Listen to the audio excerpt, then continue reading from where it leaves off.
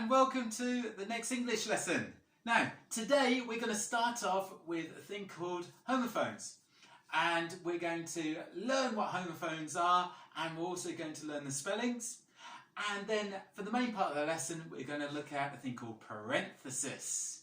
Now, parenthesis is really important, especially when you get a little bit older and you want to add extra information into a sentence. So, without further ado, let's get cracking. Now, homophones. Right, what the heck are homophones, I hear you say. Now, we're going to come up with 3 different words. They're spelled differently, but they are said the same, okay? Now that is basically a definition of a homophone. And the 3 words we're going to use are there, okay? Now you may think to yourself, what, there? Oh, that's easy, I can spell that. It's T-H-E-R-E. There's only one. Ah, there isn't.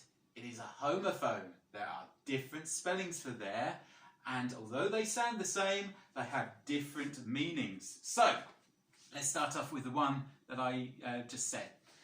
There. So, T-H-E-R-E. There. Okay? Notice it's got the in the word to help you with the spelling. It ends with R-E. So, there. There is used when you're referring to a noun most of the time, okay? A noun is a thing. So, there is a house. There is a pencil case. Okay, do you get the idea? So that's how when you use there, T-H-E-R-E. Now, I wonder if you can think of another spelling for there. 5 seconds, have a think, see if you can come up with one. Okay, right, there. Did you come up with one? I'm going to give you the one that often people forget about.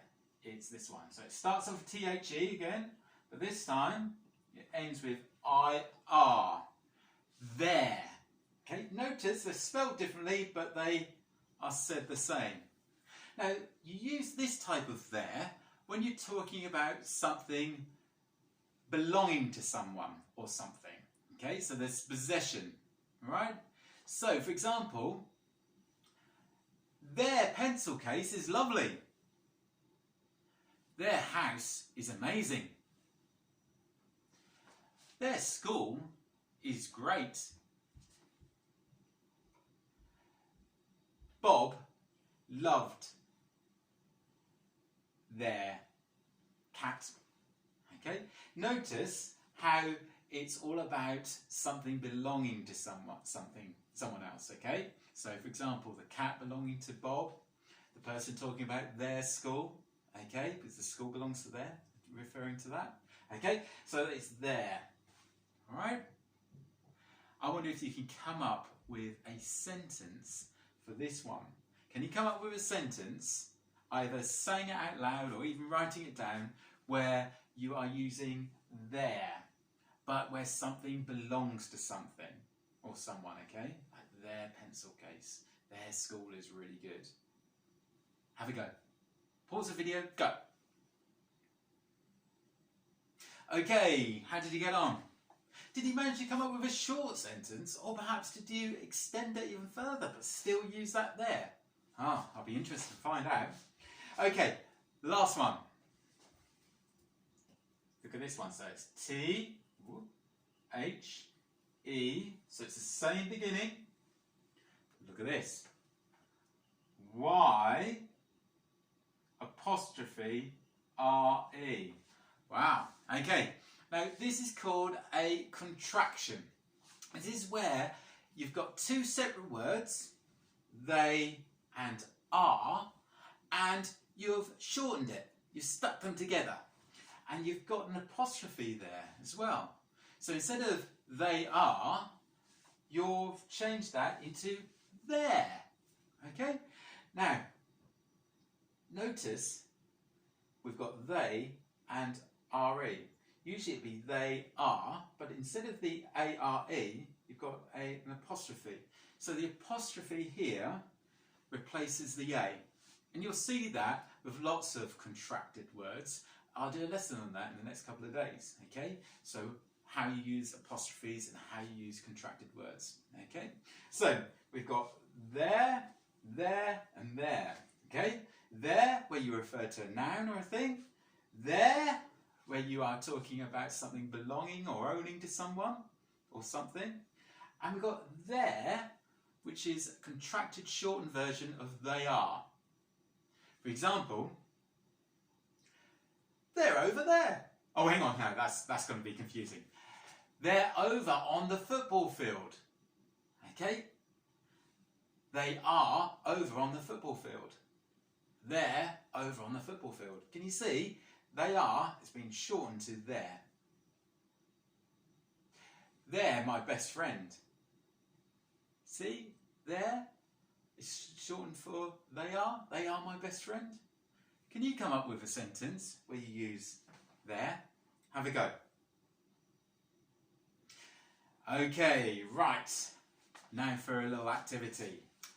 I wonder whether you can spot whether it's going to be number 1, 2 or 3 for the following sentences. Okay, so shout out 1, 2 or 3 after I say the sentence. Which type of there did I use?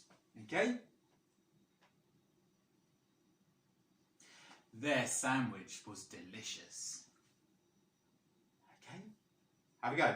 Think about it. Shout it out. So 1, 2 or 3. Okay. Their sandwich was delicious. Okay, let's have a look. So, is it this one? Remember, this is short for they are. Is it they are sandwich is delicious? That sounds a bit crazy, doesn't it? So it's not that one. What about this one? Their sandwich is delicious. Well, it could be, couldn't it? That's a tricky one. But what about this one here? Their sandwich is delicious. Now, the sandwich belongs to them, doesn't it? Their sandwich is delicious. So it belongs to them. So it's this one, number 2. Okay? Their sandwich is delicious. What about this one?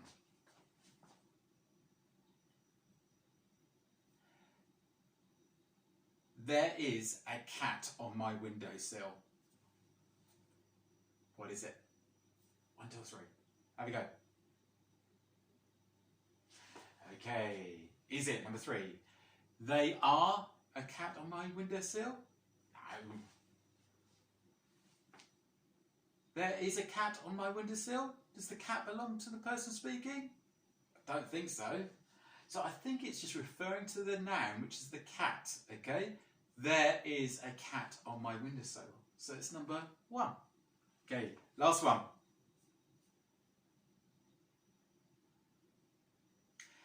They're my sister. Which one is that? They're my sister. Okay, did you get it? Yeah, it's number 3, isn't it? So it's they are my sister. They are my sister. They are my sister. Yeah, I suppose that fits, doesn't it? Just about. They are my sister. Wouldn't it be they are my... No, it would be better if it was they are my family, wouldn't it? They're my family. Sorry, I made a little mistake there. So they are my family. Okay? Out of interest, what I've just said there where I made a mistake, they're my sister. How would you actually use that sentence? How would you change that sentence? Because they're my sister doesn't really make sense, does it? They are my sister. Because there's only one of them.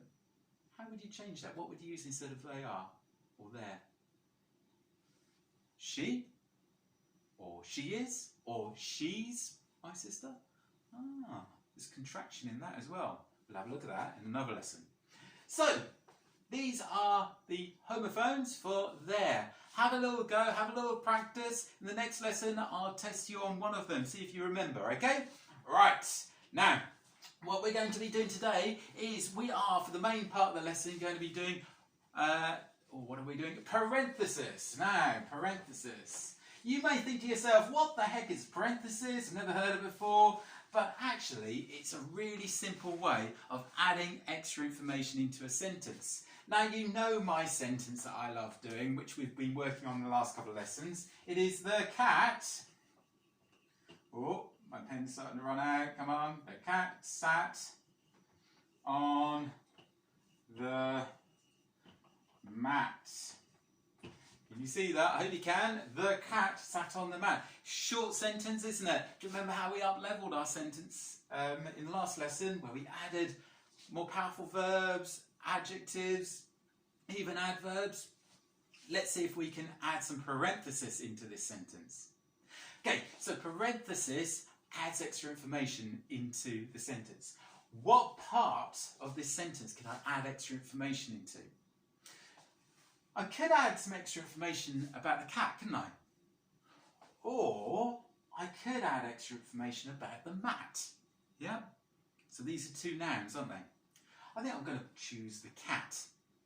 Now, I could add extra information about what his name is, or about describing him, or some facts.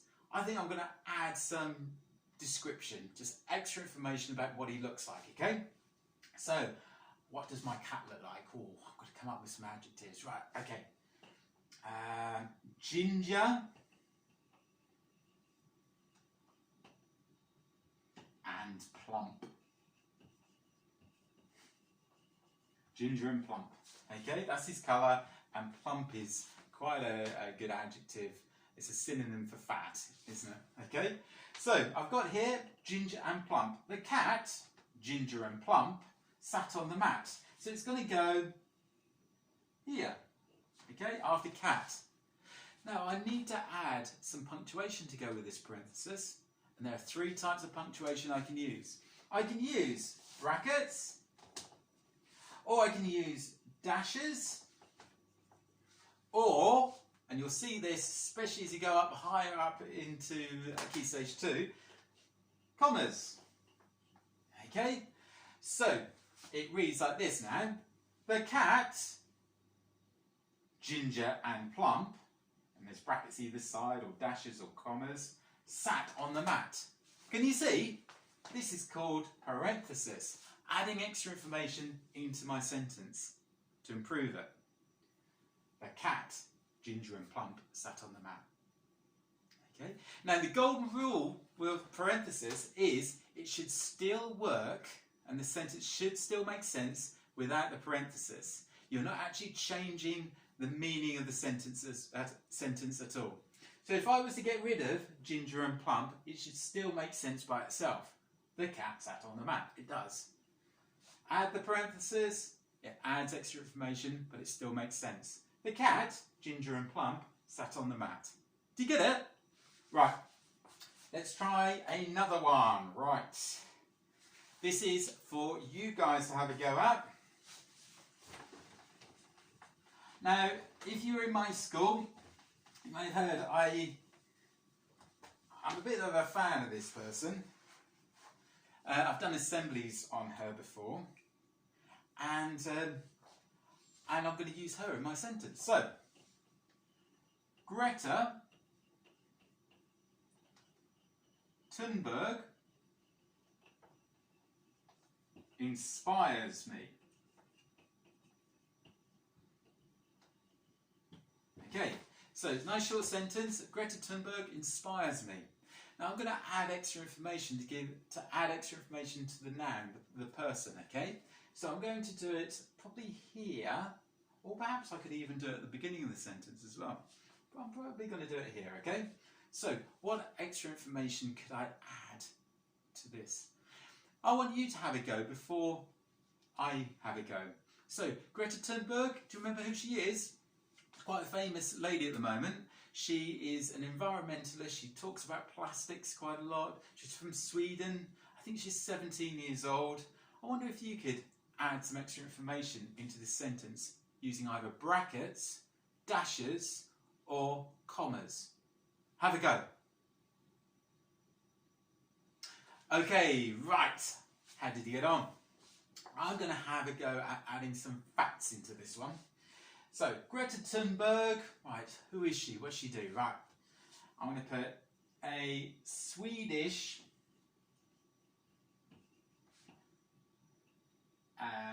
environmental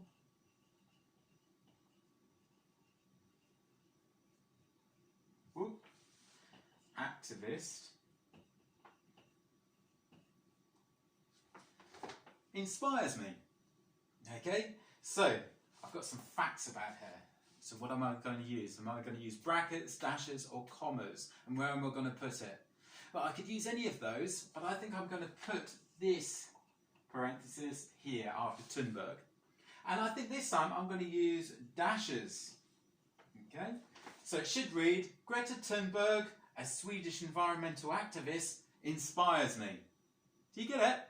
Does it make sense without it? Without the parenthesis? Let's get rid of it. Greta Thunberg inspires me? Yes, it does, so it fits.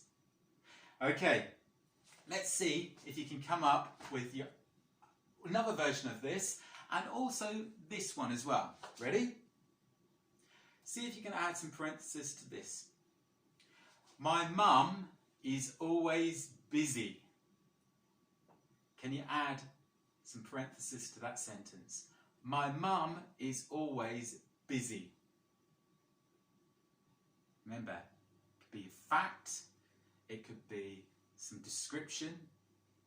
Think about what you're going to add that parenthesis to. Second one. I love my lazy dog. I love my lazy dog. So think about that sentence. Which is the noun in that sentence? I love my lazy dog. Where are you going to add the extra information? Have a go. I look forward to hearing what examples of parentheses you've used, and I'll do my own version ready for the next lesson as well. There will also be some spellings for the next lesson, so hope you catch me next time. See you later on. Bye.